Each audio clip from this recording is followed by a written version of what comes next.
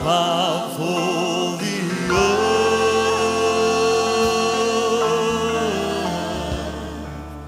and thou art exalted far above, O God.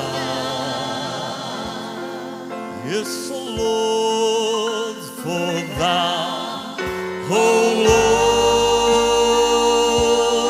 art high above all the earth,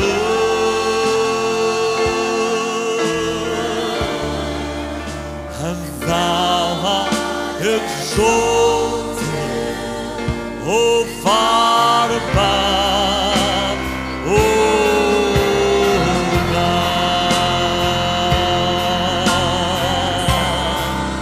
And we exalt thee, and we exalt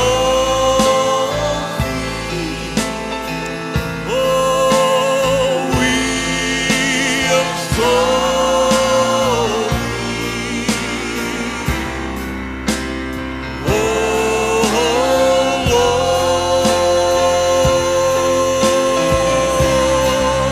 and we exalt, oh, you are worthy, Lord, and we exalt thee,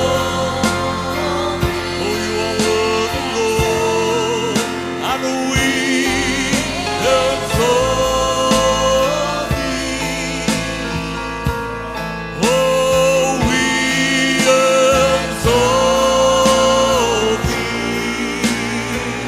exalt thee, oh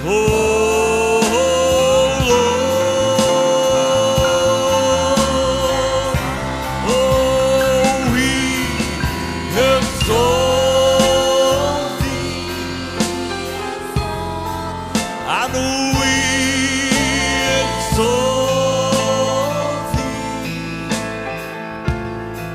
and we exalt thee, oh Lord. Ek groet u almal in die mooie en kosbare en dierbare naam van Koning Jesus. Ek weet ek sê dit altyd wanneer ek hier kom, en ek dink is nou 'n jaar gelede wat ek hier was. Ek sê dit altyd wanneer ek hier kom, ek aanvaar nie hierdie geleentheid wat aan my gegee is as net nog 'n geleentheid nie. Ek aanvaar dit as 'n geleentheid deur God geskep, sodat ons vanmôre met u kan deel dit wat die Here op ons hart gelê het. En ek wil vanmôre vertrou dat wanneer ons hier weggaan, ons sal weet dat die Here met ons gepraat het. Ek is maar net 'n instrumentjie, 'n klein instrumentjie in die hand van die Here. Maar ons vertrou dat die Here klein instrumentjies ook gebruik. So ja, die Bybel sê vir ons in die boek van 2 Timoteus 3 vers 1. Maar weet dit, dat in die laaste dae swaar tye sal kom. En dit is 'n waarskuwing wat die Heilige Gees aan die kerk gee deur die apostel Paulus, en hy sê, weet dit in die laaste dae sal daar swaar tye kom. Ander vertalings praat van gevaarlike tye. Ander vertalings praat van stresvolle tye, van erge tye. Sekere Engelse vertalings praat van dangerous and difficult times. Ek hoef u nie vertel nie, ek hoef aan niemand te vertel vandag nie, dat dit is presies die tye waarin ons lewe. Ons lewe in gevaarlike, stresvolle, moeilike, onuitspreeklik moeilike tye. En dit is duidelik dat die vyand van God en die mens, die duiwel, wat tans besig is, en alles wat rondom ons gebeur voor verantwoordelik is, nie vir 'n oomblik laat slap lê nie. Ek het verlede week so 'n kort klip van Pastor Corrie gesien, waar hy praat oor die feit dat Pinkster het doodgegaan, want ons het Pinkster doodgemaak. Die kerk het Pinkster doodgemaak. En hoekom het die kerk? Want ons het toegegee. Ons het toegegee aan die vyand. Ons het toegegee en toegelaat dat die duiwel kom en dit wat kosbaar vir ons is en was, van ons af weg te steel. Dat is duidelik dat die tye meer en meer moeilik, meer gevaarlik, meer swaar, meer stresvol word en as wat ons ooit tevore gedink en ondervind het. Maar jy weet, daar's goeie nuus. Die Bybel sê, God het ons in hemelse plekke laat sit, by Christus Jesus. Dit verwys na die geestelike posisie van die gelowige. Dit verwys na die feit dat ek en u in 'n posisie is waar die wêreld ons basies nie behoort te kan aanraak nie. Die Bybel sê, God het Jesus opgewek, hom in die hemele laat sit, en vir ons, dit gaan soms my verstand te bowe, dat die Here 'n sondige wese soos ek sal neem, en hom in die hemelse plekke laat sit, saam met Christus Jesus. En in die opbou na hierdie teksvers, praat die apostel Paulus en hy verduidelik hoe ons wat dood was in die misdade en die sondes, hoe dat ons tevore gewandel het volgens die loop van die wêreld, volgens die owerste van die mag van die lig, hoe dat ons vroeër gewandel het in die begeerlikhede van die vlees, toe ons die wil van die vlees gedoen het, en dat ons van nature kinders van die toren was. Maar danksy God, sê hy, God wat ryk is in barmhartigheid, het ons deur sy groot liefde waarmee hy ons lief gehad het, ook toe ons dood was deur misdade, saam opgewek en saam laat sit in hemelse plekke met Christus Jesus. Ek dink nou die ander dag, gewoonlik aan die einde van elke jaar is daar sekere, aan die begin liewer van elke jaar, is daar sekere groeperings wat opkom vir temas vir die jaar wat voorlê. En so lees jy en jy sien op social media baie verskillende temas. En as een tema wat ek gesien het, wat soort van my geraak het, hy sê, die tema is 2025, the year of spiritual ascension. Die jaar van geestelike opvaart, die jaar van geestelike opbeweging, die jaar van geestelike nader tot God en tot die hemele. Dit beteken dat die Here roep ons. Die Here roep ons van 'n plek waar ons onsself bevind, en hy sê, ek het vir jou plek berei, saam met my seun Christus Jesus in die hemele, kom neem jou plek in. Halleluja. God die Vader sê vir my, kom neem jou plek in. Dit beteken, as ek saam met Christus sit in die hemele, dan sit ek in die teenwoordigheid van God elke oomblik van elke dag. Dit beteken om in die teenwoordigheid van die Here te lewe. Dit beteken om elke oomblik bewus te wees dat van alles wat ek doen, alles wat ek sê, elke besluit wat ek neem, daarvan moet Christus die middelpunt wees. Christus moet die middelpunt wees van my hele lewe, van my hele bestaan. En my lewe behoort gesentreerd te wees rondom Christus.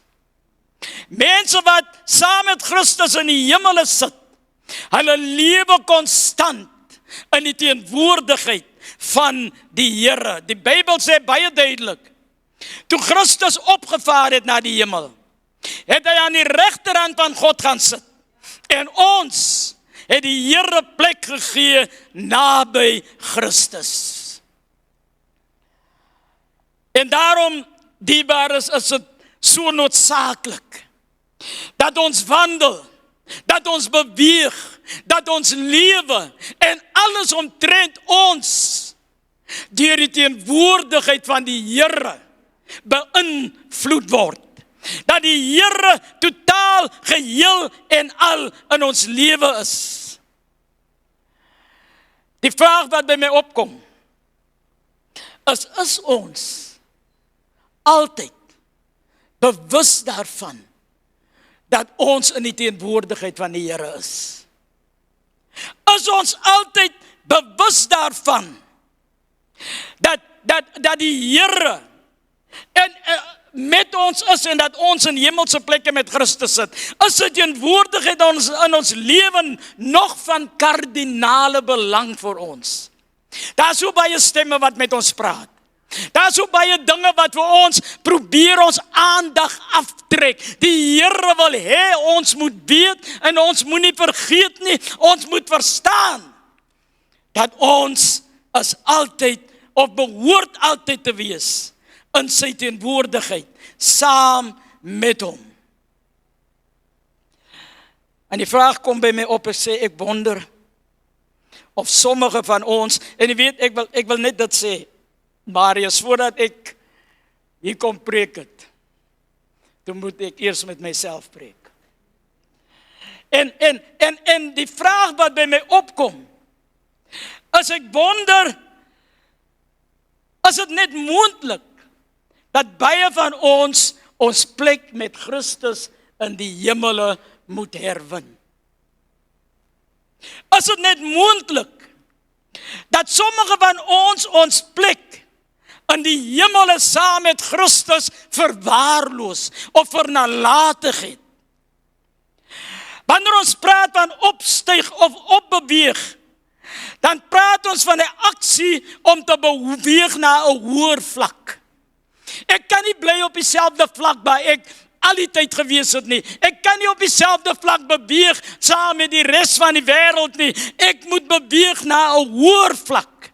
En daai hoër vlak is saam met Christus Jesus. 'n hoër geestelike vlak. Die waar is die duiwel gaan nie opgee nie. Die duiwel gaan nie tou ingooi nie. Die duiwel gaan nie laat lê nie. Die duiwel gaan jou nie in vrede laat nie. Ek praat vanoggend saam met Charles en Leon. En ons praat oor die ondervindinge wat ons die afgelope tyd deurgemaak het. Die duiwel het uit en uit aanval, na aanval, na aanval, na aanval gebring. Op my lewe, op my gesin se lewe. Aanval na aanval het die duiwel gebring en ek weet, hy gaan nie ophou nie. Hy gaan probeer om ons geregtigheid, ons goedheid, ons heiligheid, om dit alles te vernietig. Maar een manier waarop ons die duiwel kan oorwin, of in die teenwoordigheid van God te lewe. En vir ons seker te maak dat ons plek met Christus Jesus inneem. Ons moet dit terugneem. My gebed is dat die res van ons lewe, die res van die jaar, ons sal opstyg in die geestelikheid om naby aan die Here te beweeg en te lewe.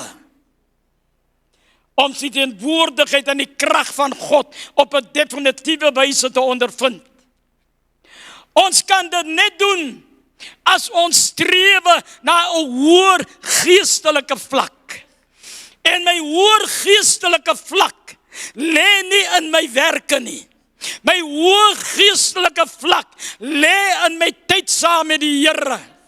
My tyd van gebed, my tyd in die woord van die Here, my tyd van aanbidding, my tyd van lofgesang en eerbetoning. En so sal ek nader en nader aan die Here beweeg, maar die duiwel wil dit ook van ons wegsteel. Jy het nie tyd om te bid nie. Jy het nie plek om te bid nie. En ek het dit nou net ondervind, ek het nie plek om te bid nie. Want ons het aansoek gedoen vir 'n 3-slaapkamerhuis, so gee hulle vir ons 'n 2-slaapkamerhuis en ons staan nie met jou rug teen die muur. Jy moet dit vat, of jy moet op die straat sit. En nou is daar nie plek om te bid nie, maar dank God ons het 'n balkon. En ek sit daar buite op die balkon en ek staar so oor die wêreld. En die Here gee my die genade en sê, hoe kan jy sê jy het nie plek om te bid nie? Want die Here is oral. Die Here is op elke plek. Die Here is op jou balkon. Vroeger het ek nie plek gehad nie. Dan het die Here gesê, maar jy het 'n badkamer. Terwyl die res van die mense slaap. Die badkamer. Daar is plek vir jou. Daar is plek vir jou om die aangesig van die Here te soek dag na dag. Dat is in die teenwoordigheid van God waar ons algehele oorwinning lê. Waar ons kan staan en waar ons kan beweeg in oorwinning. As gelowiges moet ons altyd daarvan bewus wees dat ons nie sonder die Here kan lewe nie. My broer, my suster, jy kan nie sonder die Here lewe nie. Ons kan nie een oomblik sonder die Here wees nie. Ons doel hier op aarde is verbind tot die teenwoordigheid van die Here in ons lewe. Kan ek dit weer sê? Ons doel hier op aarde is verbind tot die teenwoordigheid van die Here in ons lewe. En as die teenwoordigheid van die Here nie in my lewe is nie, dan weet ek nie waar ek is nie. Want sonder hom kan ek niks doen nie. Sonder hom is ek verlore. Sonder hom, het die ou koortjie gesê, as ek soos 'n skip sonder 'n seil.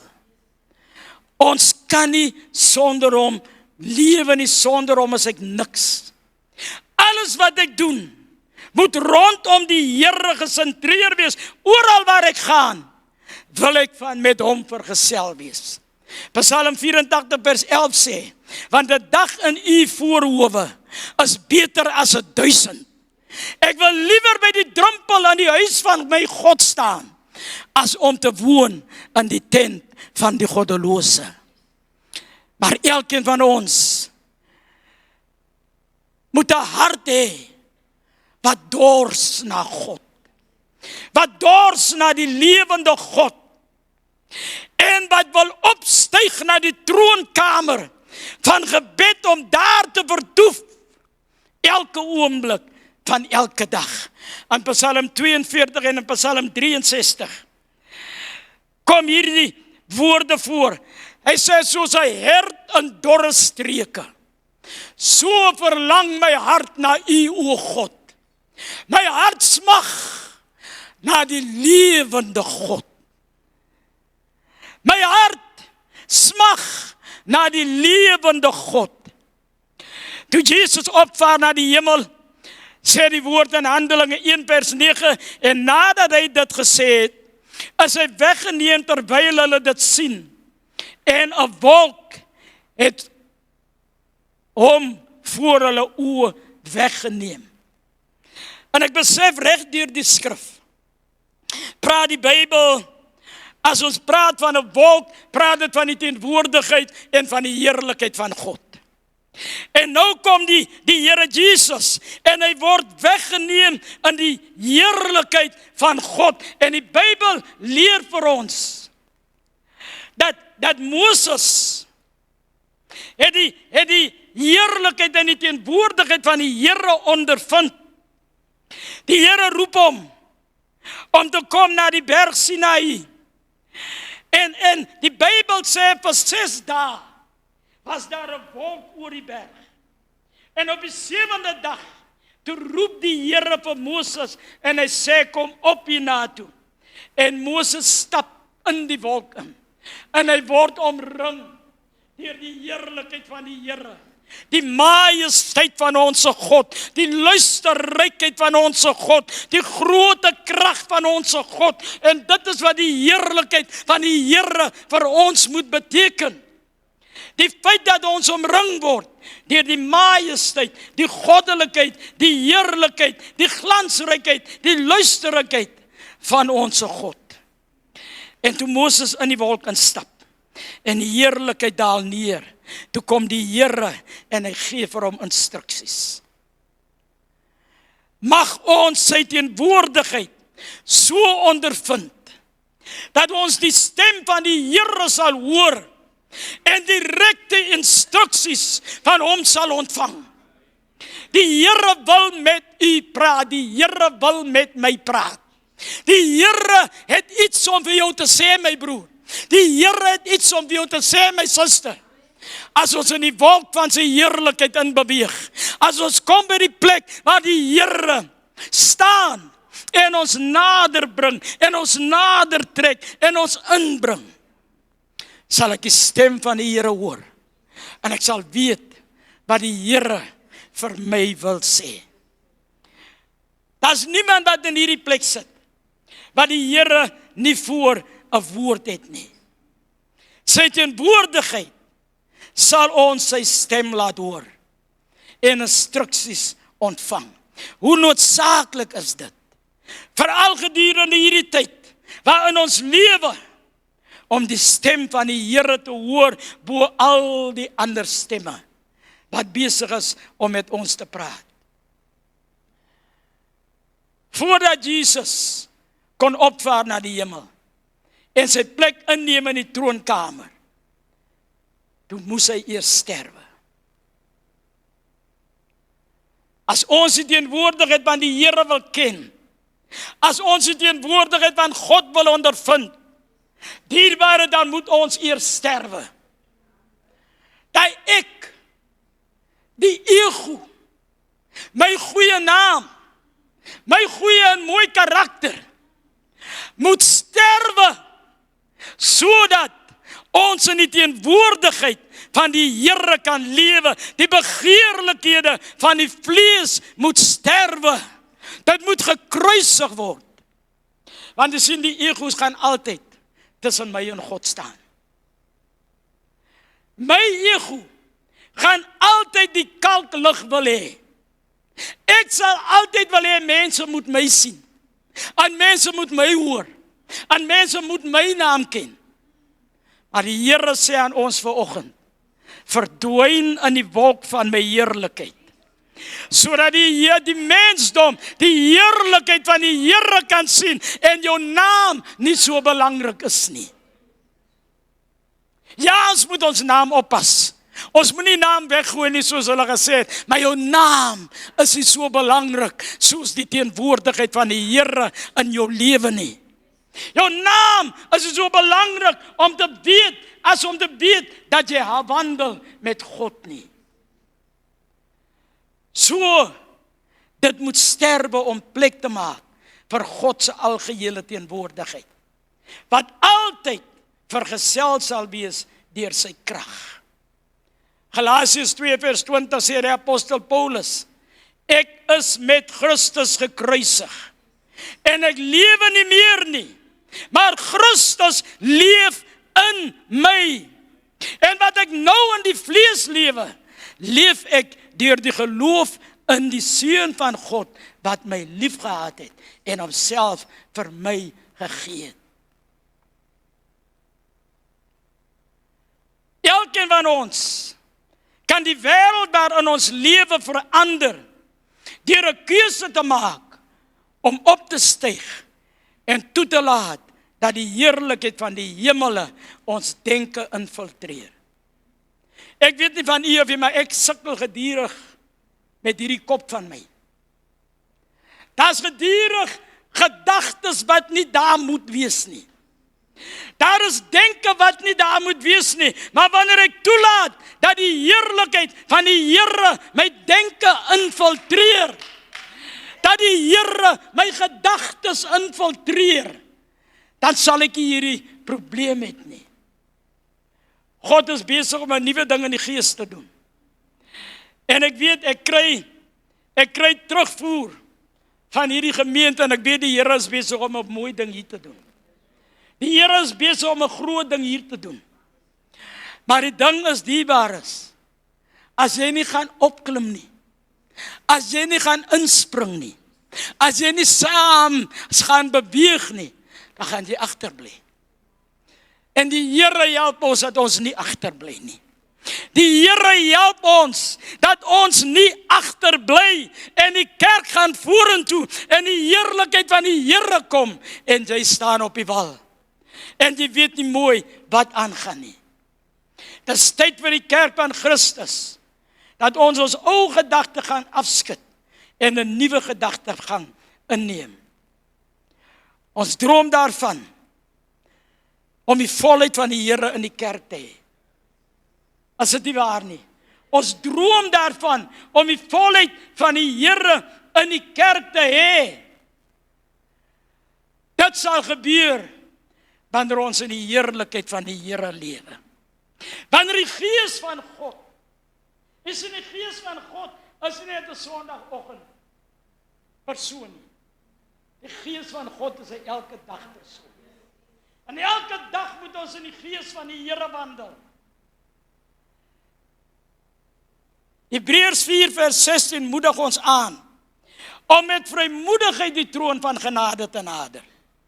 Efesiërs 3 vers 12 moedig ons aan om die vrymoedigheid en die vertroue deur die geloof te hê om tot God te gaan. Ter afsluiting laat my toe om te sê dat ons in die hemele sit. As ons in die hemele sit, sal die volgende gebeur. Wanneer ons praat, dan praat ons uit die atmosfeer van die hemel. Wanneer ons bid, dan bid ons vanuit 'n hemelse perspektief. Wanneer ons aanbid, sal dit gedoen word in gees en in waarheid. En ons lewens sal 'n refleksie wees van waar ons sit.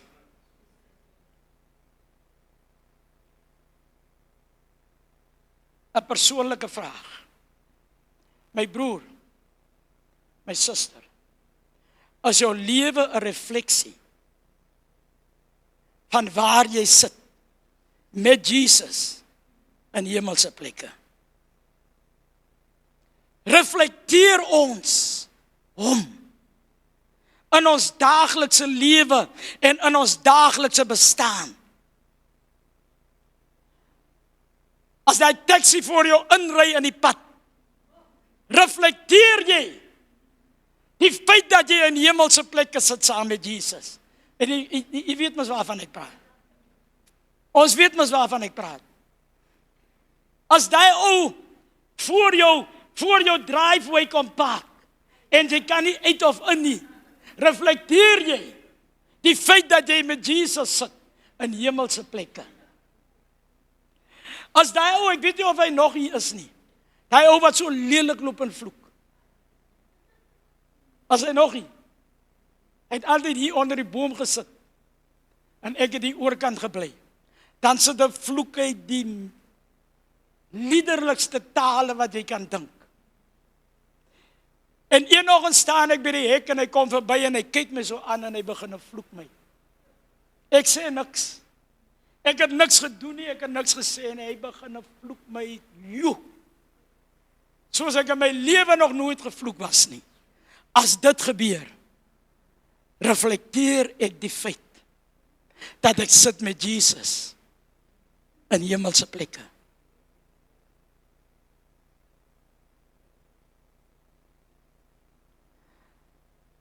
As die vrou nie so lekker is die oggend nie, en sy is net aan 'n ander by, en niks wat jy doen of sê is reg nie, reflekteer ek die feit dat ek sit met Jesus in hemelse plekke. Maar soms vrouens, ek sien die vrouens lag, soms is dit die manne ook nie. Ek klim met 'n verkeerde voet uit die kooi uit en die eerste ding wat verbykom, die arme hond word sommer nou geskop. Reflekteer ek my, die Jesus, saam met wie ek sit in hemelse plekke. En dis waar ons die saak gaan los. Sien mense, die Jesus wat ek dien in my. Of raak ek ook moeilik vir die geringste dingetjie? Nou, ek praat nie nou van 'n plek waar ek heiliger as enige iemand nie. Want ek is dit definitief nie.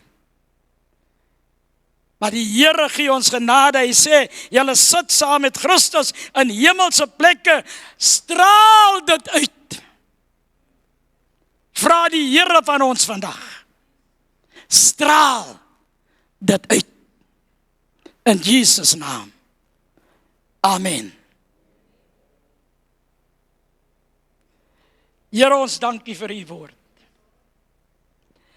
U woord is lewend. U woord is kragtig. Dit is skerper as enige tweesnydende swaard.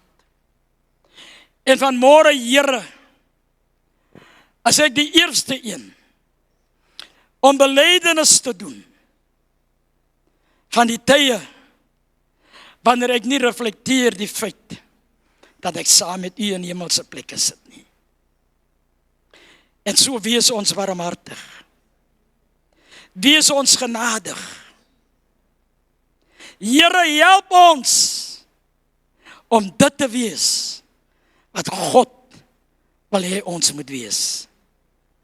En wanneer die duiwel kom en hy slaan hard, gee ons genade om Jesus te reflekteer.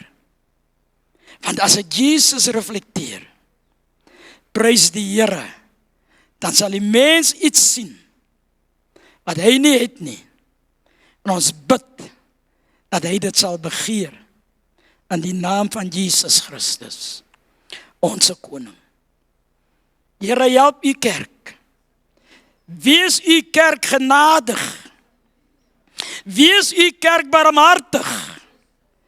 Dat ons sal lewe vir hom en vir hom alleen. Ons bid dit in Jesus naam. Amen.